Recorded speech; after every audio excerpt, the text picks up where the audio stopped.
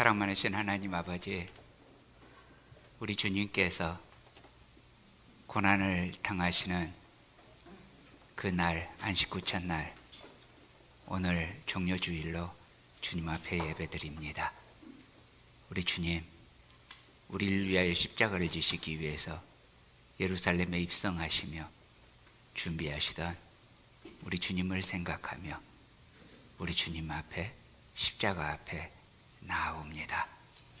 우리 주님, 십자가 앞에서 우리를 거룩하게 하시고 특별히 이 부족한 영혼을 주님 긍휼히 여기시고 거룩한 성언을 운반할 때 제 입술과 제 심령을 주장하여 주시고 저와 우리 회중이 함께 우리 주님 말씀 앞에 전적으로 순종하게 하옵소서.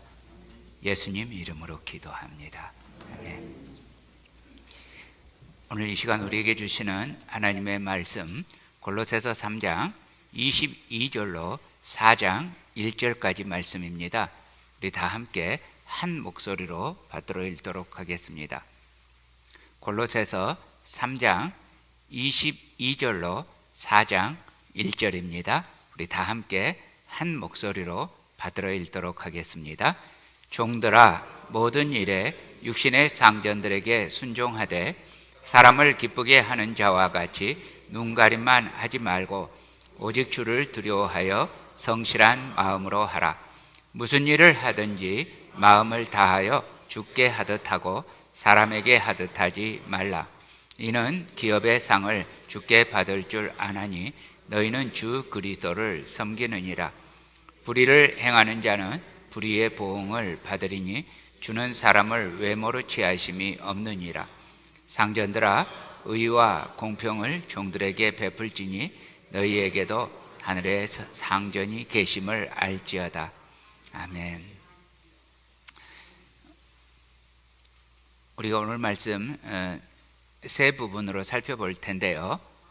먼저 첫 번째요, 세상을 변화시키고 역사를 바꾼 노예들의 이야기가 있습니다. 로마 시대입니다. 대단한 부자 한 사람이 있었습니다. 어느 날 이분이 잠이 오지 않아서 집 주변을 이렇게 산책하다가 우연히 이렇게 노예들이 있는 곳 근처를 가는데요, 노랫소리가 들려오는 거예요. 그래서 그 노예들이 이 밤에, 이 늦은 밤에 뭘 하지 싶어서 그 노랫소리를 따라서 갔어요.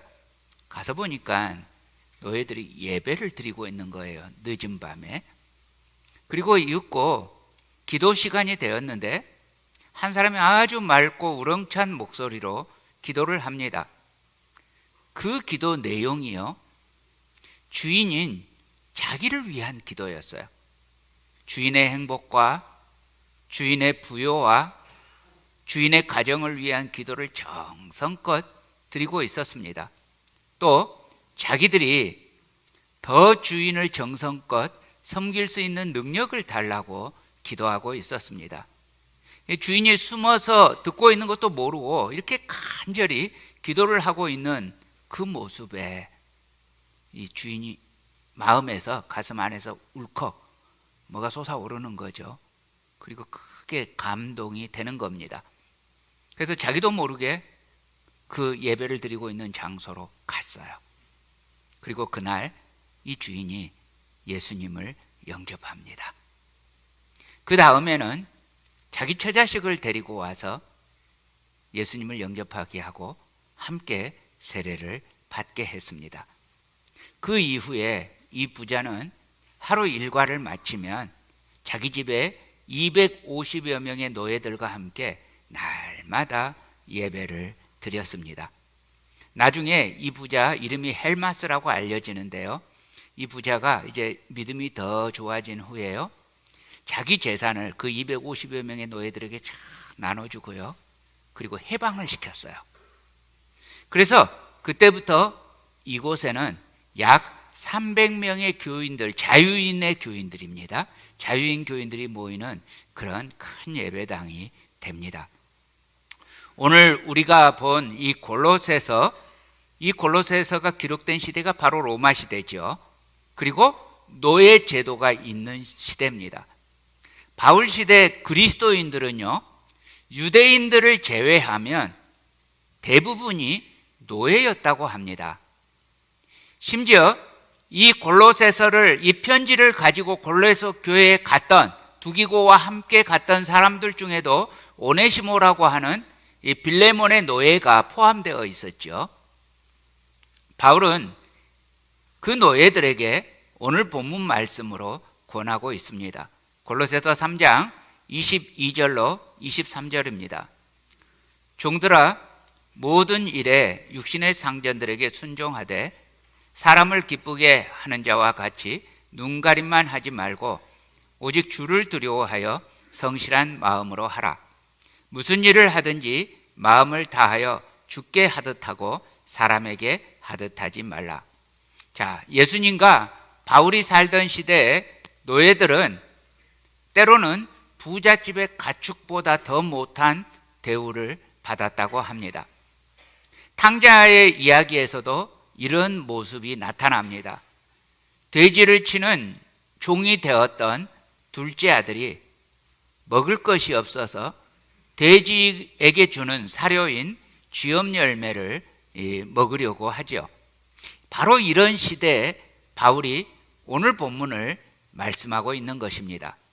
바울은 노예 제도에 대해서 비난하거나 폐지해야 된다고 말한 적이 없습니다. 없죠?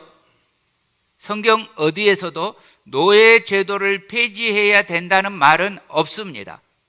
오히려 오늘 본문에서도 노예들에게 주인을 올바르게 섬겨야 한다고 가르칩니다.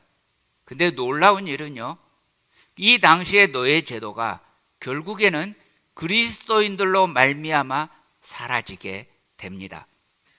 노예들이 예수님을 영접하고 주님으로 모시면서 감격이 일어나죠.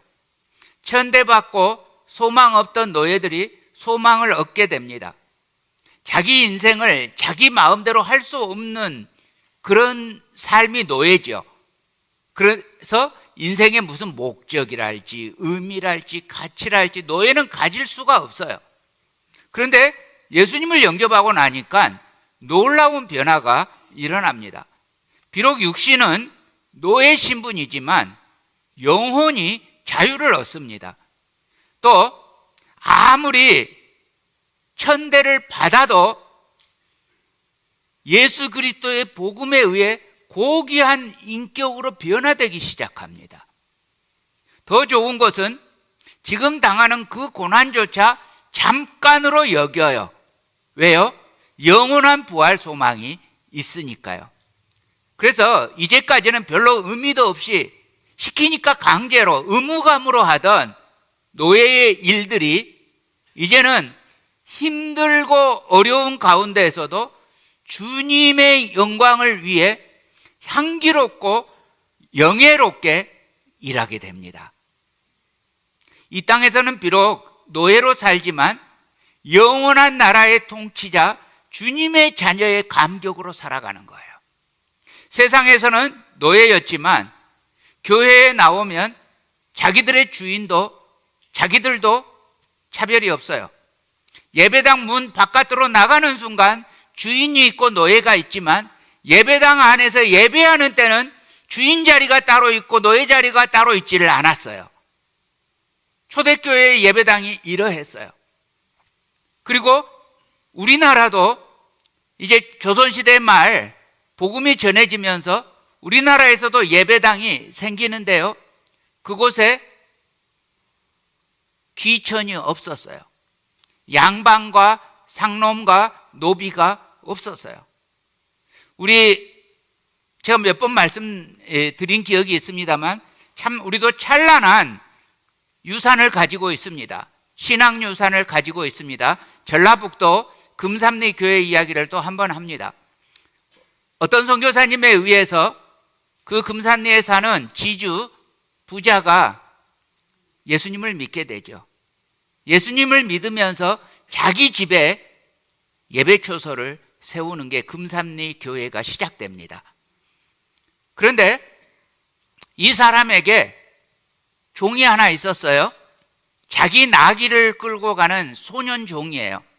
여러분, 나귀를 끌고 간 게 그냥 이 주인하고 이렇게 되게 가깝고 일종의 비서실장 같이 생각하시면 안 돼요. 주인이 나귀를 탈 때요, 땅바닥에 이렇게 엎드립니다. 그러면 주인이 그 등을 밟고 올라탑니다. 그 당시 이렇게 했어요. 어린 종이 그렇게 주인을 모시는데, 이제 주인이 예수 믿고 예배처소를 세우니까 뭐 처음에는 뭔 모르고 주인이 거기서 같이 예배하자니까 예배하는 거였어요. 그러다 이 소년이 예수님을 영접하는데 신실하게 영접합니다. 그리고 신앙이 아주 빠르게 자라가면서 일자무식이었던 소년이 예배를 드리면서 언문을 깨치고요, 한글을 깨치고 얼마나 슬기롭게 자라나는지 얼마 안 있어서 눈에 띄는 신앙인이 되었어요. 이 교회에서 장로 선거를 우리 지난주까지 했죠. 우리 장로 선거를 하는데 놀랍게도 주인 말고 이 청년이, 이제는 청년이 아니라 조금 나이 든 청년이지만 청년이 장로로 피택이 됩니다. 교인들이 자기들이 선거를 해놓고는 큰일 났다 싶은 거예요. 자, 이 장로에서 떨어진 이 부자가 성질나면 예배당도 없어지는 거예요. 그래서 자기들이 투표해놓고는 야, 이거 어떡하냐, 큰일 났다 이러고 있는데 그 주인이 앞으로 나와서 이제 교인들 앞에서 광고를 하는 거예요. 자, 아무개가 장로로 피택이 되셨으니 저도 교회의 질서에 따라 이 장로님을 열심히 섬기며 신앙생활 하겠습니다 하고 앞에서 선포해요. 그래서 아무 문제 없이 그분이 장로님이 되었어요. 그리고 이 주인은 그 다음번에 장로님이 됩니다. 그런데 이 장로가 되었던 젊은 청년이 정말 뛰어났어요. 그래서 이제 나중에 그 교회를 다스리는 조사가 됩니다. 예전에는 목사님과 전도사님들이, 그러니까 신학을 한 목사님, 전도사님이 드물었기 때문에 신학을 하지 않은 사역자를 조사라고 불러서 세웠어요. 그런데 주인이 가만히 보니까 정말 좋은 목회자가 되겠다 싶어서 자기 돈을 들여서 전라북도에서 평양까지 보내서 평양신학교에서 신학을 공부하게 합니다. 그렇게 해서 목사님이 돼요. 목사님 돼서 다시 이 전라북도 익산 이 근방 지역에 와서 이제 그 당시는 목사가 부족하기 때문에 교회를 여러 개를 돌면서 예배를 드립니다. 이분이 훗날 이제 대한예수교 장로회 총회장이 되는데 일평생 총회장 한 번 하기도 쉽지가 않거든요. 그리고 대부분 한 번 해요. 이분만 전무후무하게 3번 하신 분이에요. 엄청난 사역자를 키운 그런 찬란한 유산이 있어요. 노비가 그런 교회에, 우리 한국 교회사의 가장 빛난 지도자가 되게끔 키웠던 모습을 봅니다. 예전에 저희 교회에 섬기던 연세 높으신 집사님이 자기는 예수님 믿은 게 너무 감격스럽대요. 그래서 저는 예수님 믿고 구원을 확신하고 막 이렇게 부활신앙이 높아서 이제 이렇게 감격하시는 줄 알고 뭐가 그렇게 감격스럽냐고 여쭤봤어요. 근데 이 사람이란다. 이 어르신의 대답이 되게 빵 터지게 했어요.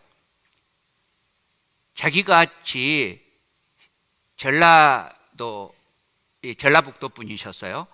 그 시골에서 소장농으로 일하고 그리고 또 평생 노동자로 살았는데 교회에 가면 국회의원 사장님이 자기 옆에 앉았대요. 자기가 어디 가서 그 높은 사람들과 함께 옆자리에 앉아서 똑같이 예배를 드리겠느냐. 자기는 예수님 믿고 그게 너무 감격스러웠대요. 그런데 정말 믿음 좋으신 분이셨어요. 그랬어요. 여러분 옆에 보세요.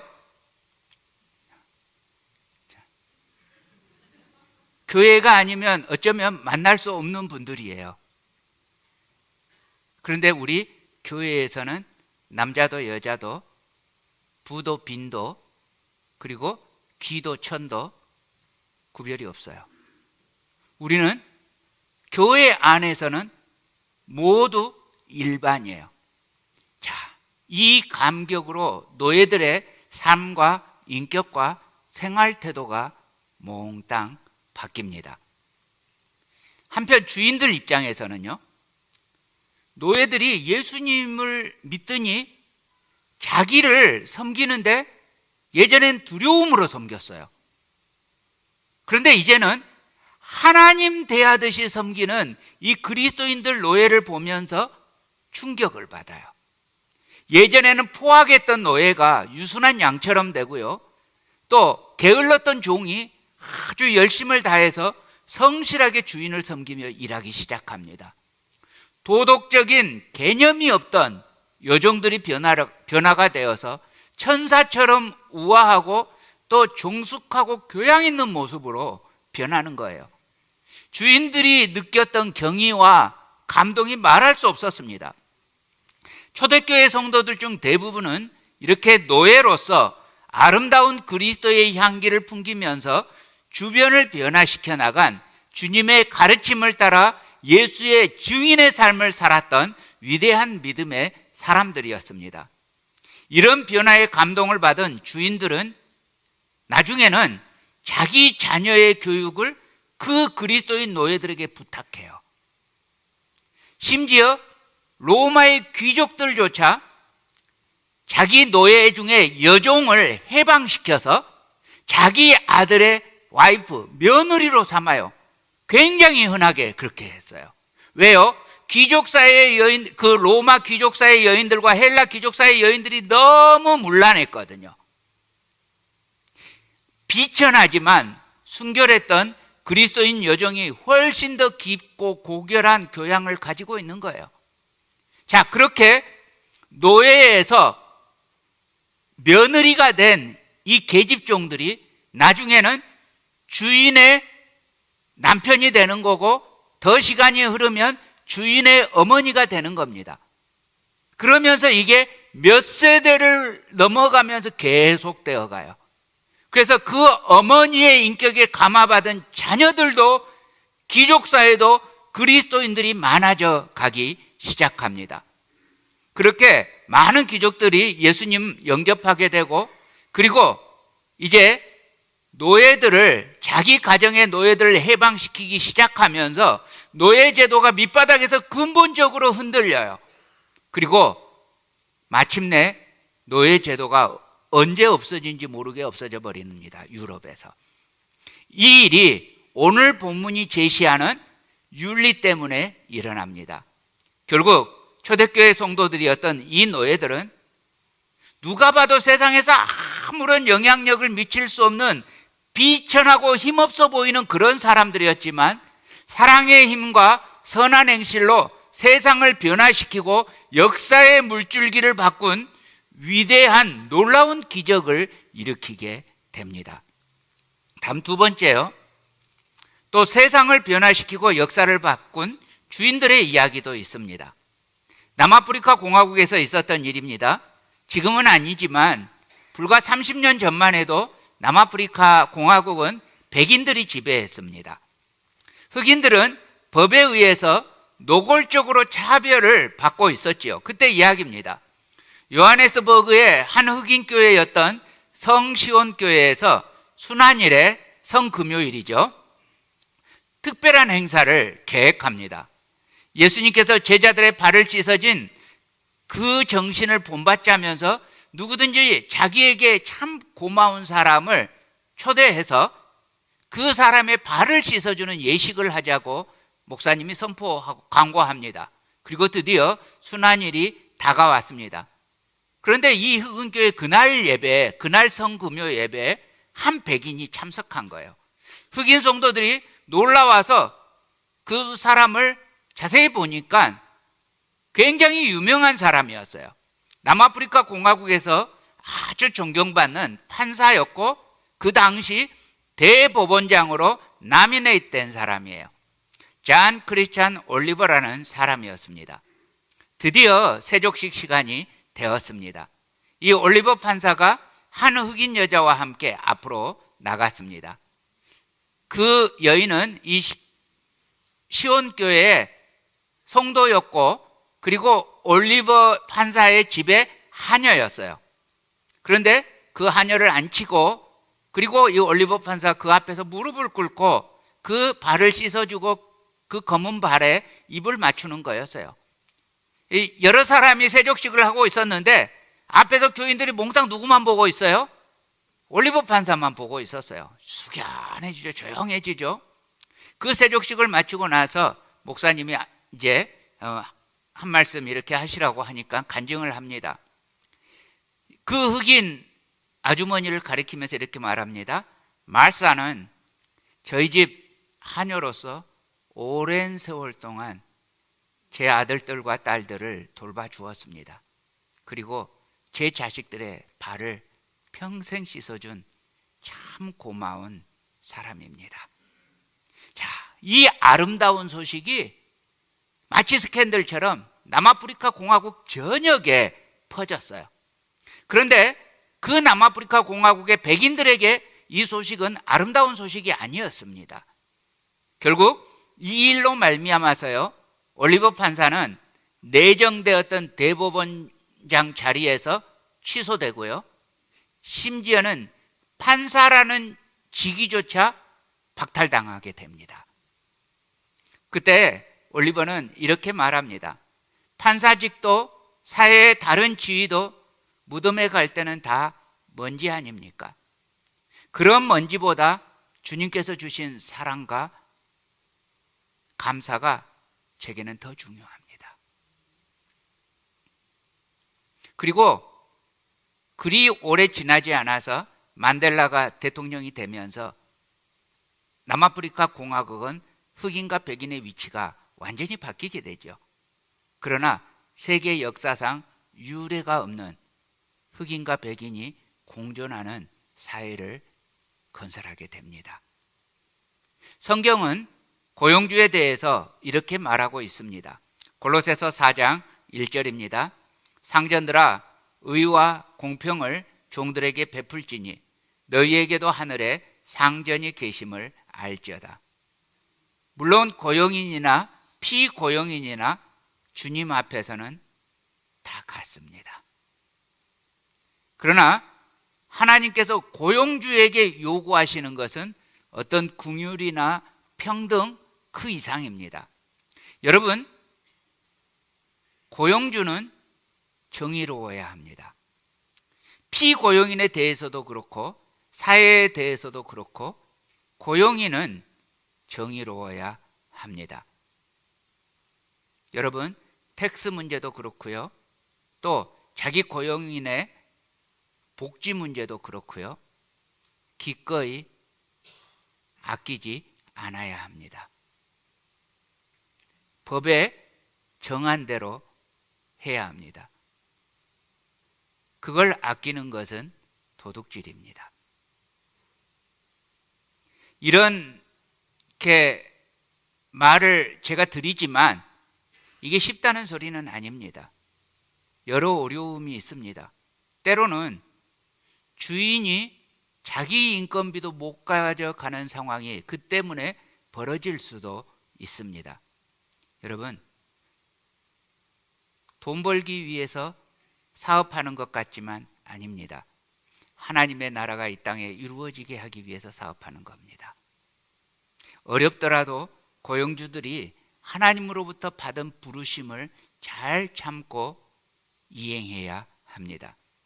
고용주 자신도 하나님의 종이라는 것을 잊어서는 안 되겠습니다. 사업체의 주권이 자기가 아니라 주님께 있음을 잊어서는 안 되겠습니다. 내 사업체에 주님이심으로 주님이 기뻐하시는 방식으로 사업해야 합니다. 함부로 종업원을 다룬다든지 종업원을 무시하고 멸시한다든지 할 수 없습니다.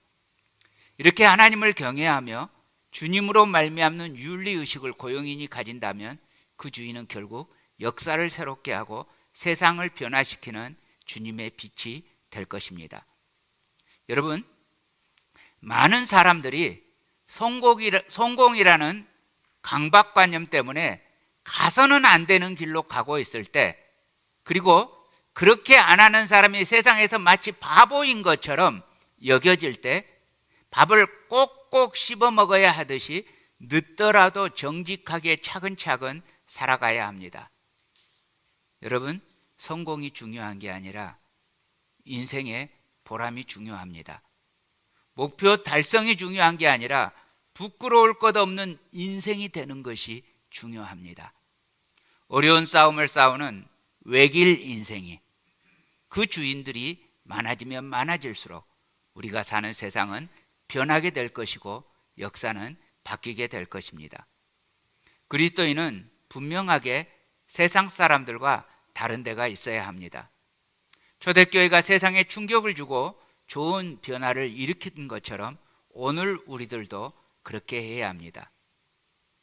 오늘 어쩌면 이 저주받은 LA 땅이 구원의 빛을 보는 홀리 LA로 참 천사의 땅으로 변화되게 될 것입니다.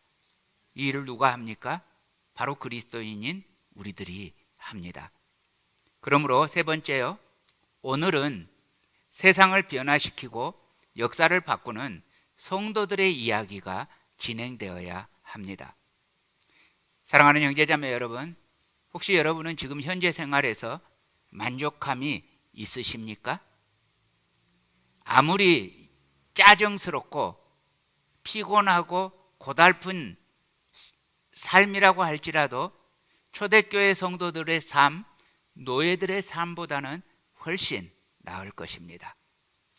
초대교회 시대의 노예들은 인간다운 대접, 자존심 아예 존재하지 않습니다. 여러분, 우리가 지금 겸손이라고 부르는 단어의 원래 의미가요, 노예 근성이라는 뜻입니다.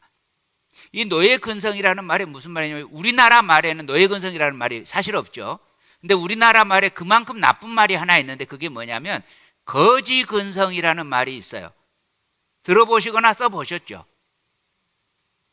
공짜 좋아하면 거지 근성이라고 그런 말이 있잖아요. 그것만 이렇게 나쁜 의미로 쓰는 말이 노예 근성입니다.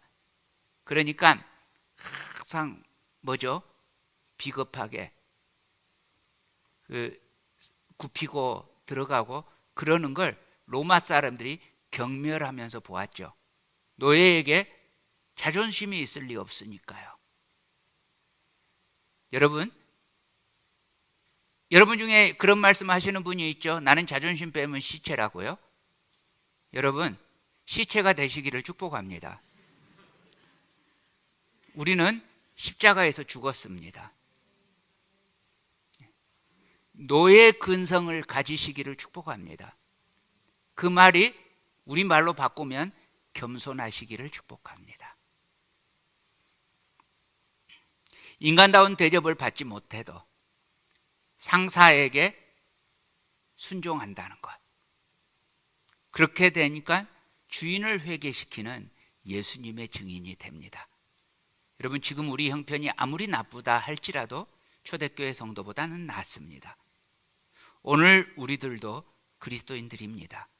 성도들입니다. 그리고 오늘 우리는 고난주일 예배를 드리고 있습니다.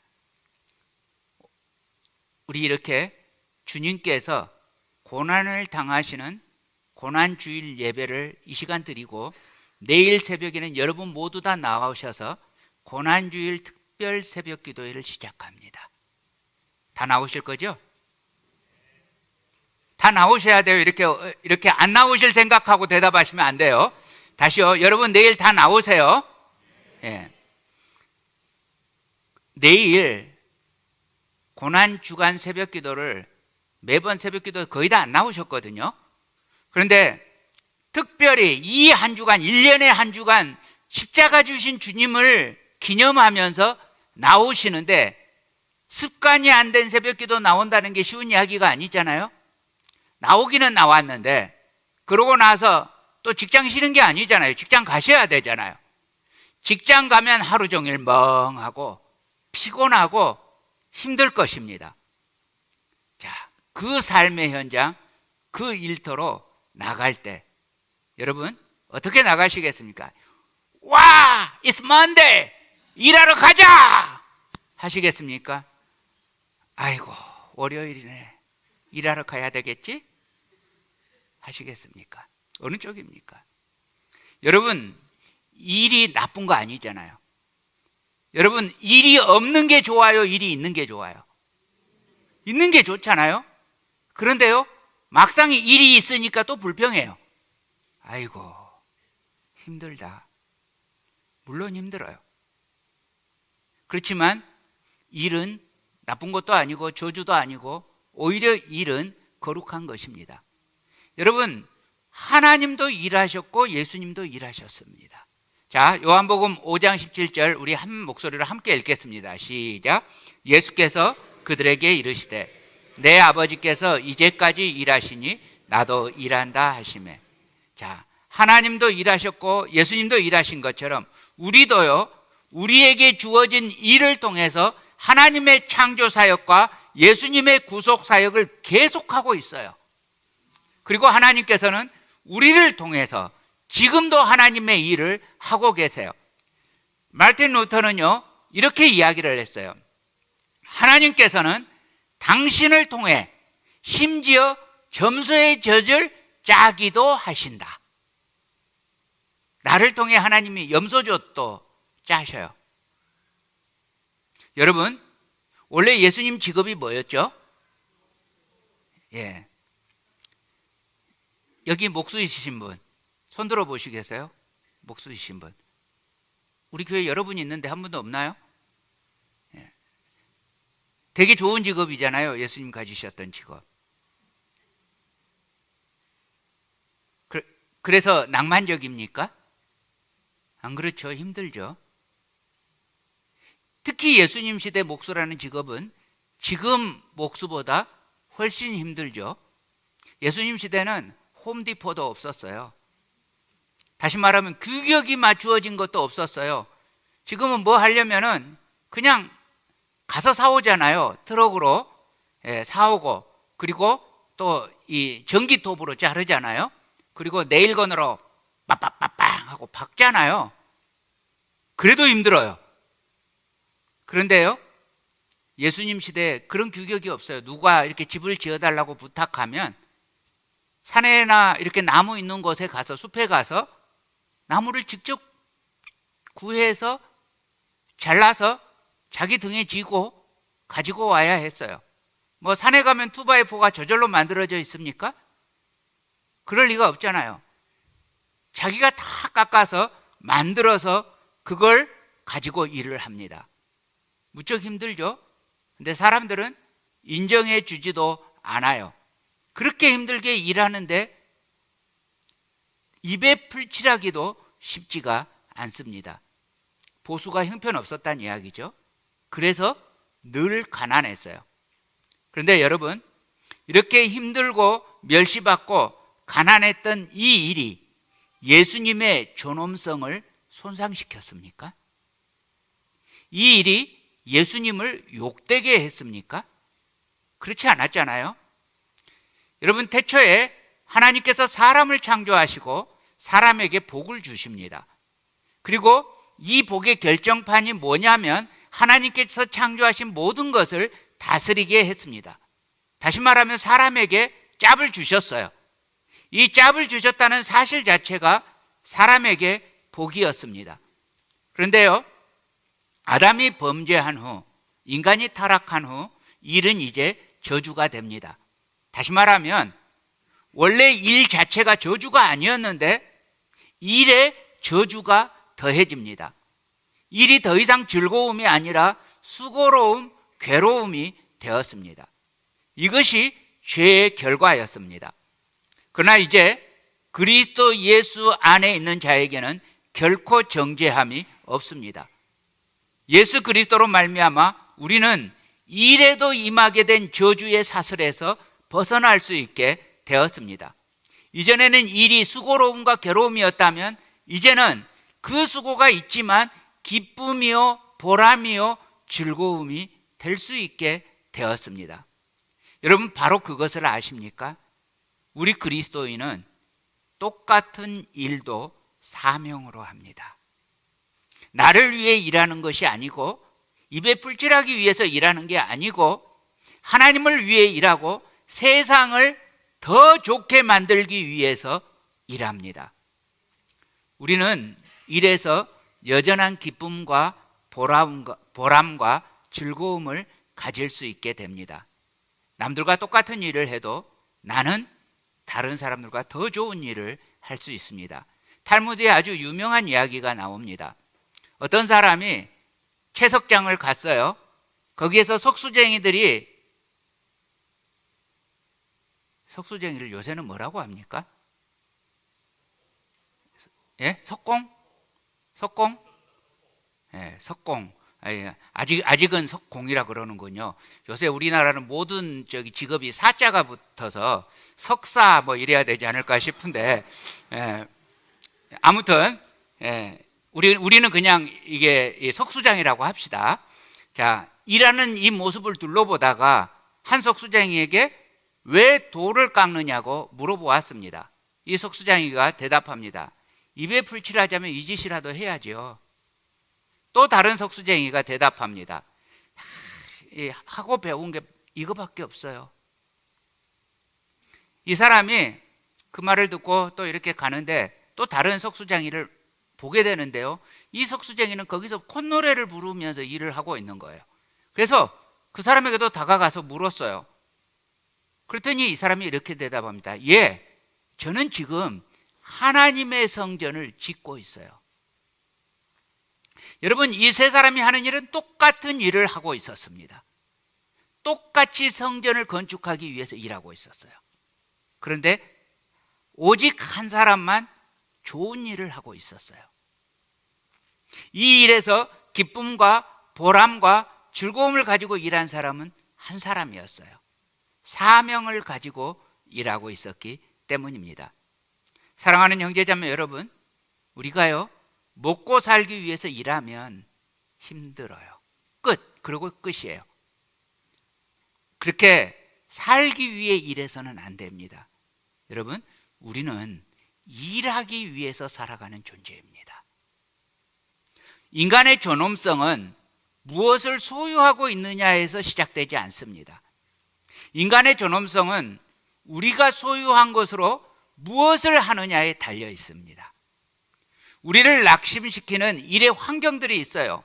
형편없이 낮은 봉급, 열악한 직업 환경, 무심한 동료들, 심지어 괴롭히는 상사, 의미 없고 지루한 일들, 이런 것들이 있어요. 그런데 우리의 상황이 어떠하든지 성경은 우리에게 이렇게 말씀합니다. 에베소서 6장 6절 7절입니다. 눈가림만 하여 사람을 기쁘게 하는 자처럼 하지 말고 그리스도의 종들처럼 마음으로 하나님의 뜻을 행하고 기쁜 마음으로 섬기기를 주께 하듯 하고 사람들에게 하듯 하지 말라. 여러분, 부르심을 따라 일하는 사람은 돈을 위해서 일하지 않습니다. 부르심을 따라 일하는 사람은 일이 기쁘고 즐겁습니다. 여러분, 우리는 지금 이 시간 예배를 드리고 있습니다. 이 말이 무슨 말이에요? 우리는 지금 하나님을 위해 일하고 있지요.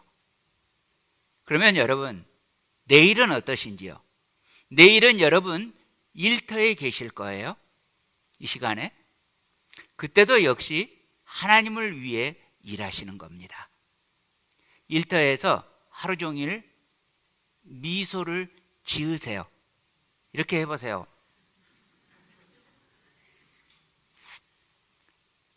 사람들을 대할 때마다 친절하게 대하시고요. 그리고 나에게 자꾸 괴롭히거나 신경 쓰이게 하는 직장 동료나 상사를 마음에서부터 욕하지 말고 축복하세요. 그리고 고객들과 또 동료들에게 친절하게 대하세요. 하나님이 기뻐하시는 하나님의 일을 하는 사람의 모습을 보이시기를 축복합니다. 사람을 기쁘게 하는 것처럼 눈가림으로 대충 하지 않습니다. 주님을 경외하는 마음으로 성실하게 일합니다. 마음을 다해 죽게 하듯 할 것입니다. 유업의 상을 주시는 하나님을 기대합니다. 공정하게 갚으시는 주님을 신뢰하며 일합니다. 그래서 나의 일을 통해 하나님께서 지으신 세상, 하나님께서 지으신 사람들이 많은 도움을 얻을 것입니다. 하나님이 일하신 것처럼 우리도 일하는 거룩한 선교적 존재로 이 땅에 서시기를 지금도 우리를 위해서 일하시는 예수 그리스도 이름으로 간절히 축복합니다.